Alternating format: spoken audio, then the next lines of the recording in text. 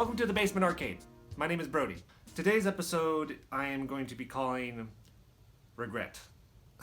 I don't really mean this in a way of regretting what I've done in the past. This is more of a regret of when you have a plan and that plan seems to take over things that were good.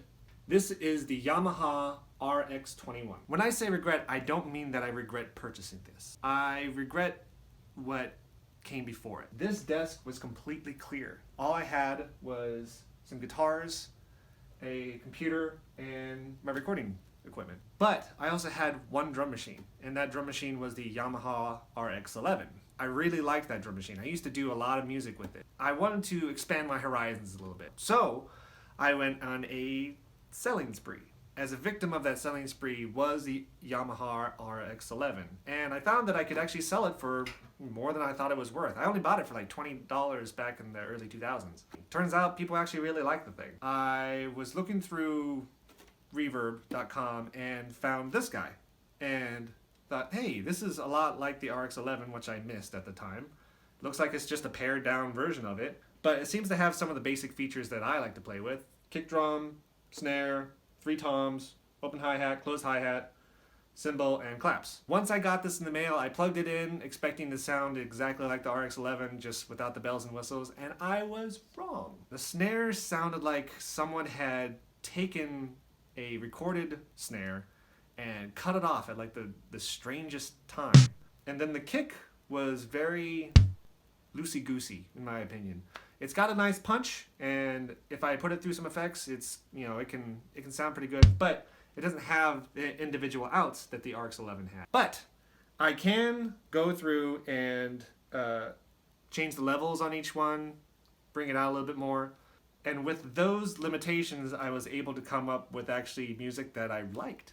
How did I do that?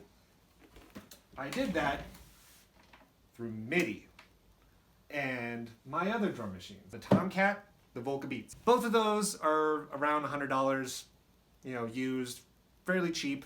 When you use them together, you can actually come up with some really cool stuff. The snare on the Volca, really lackluster. The snare on the Tomcat is actually a lot better. The kick on it is kind of waffly. The Volca kick is really great.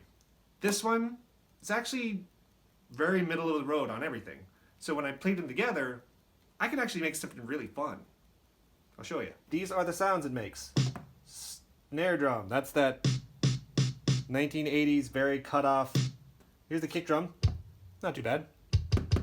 It doesn't have velocity, none of these have velocity. Toms, pretty typical. Hi-hat open, hi-hat closed. Cymbal, it sounds terrible. Claps. See, the claps on the RX-11 sounded amazing. These don't. It's got that delay to it. I have MIDI going out, MIDI going into the Tomcat. That's what it's like when they put them together. Now, if I pair all these instruments together, I can actually make something pretty neat. I have this synced into this guy, and then this guy's not synced to anything. This guy is synced into the Tomcat, which is triggered into the beats. So this is what it sounds like when I put them together.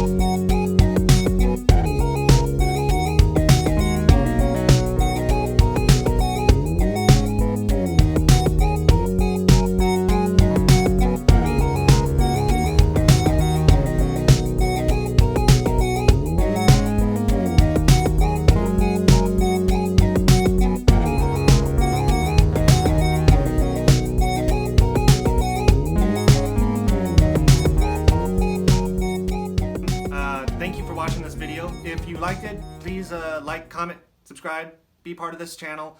I'm going to be putting up a lot of videos about reviews, my thoughts on music production, how I do my process, how I do post. Send some love. Love you back. Bye.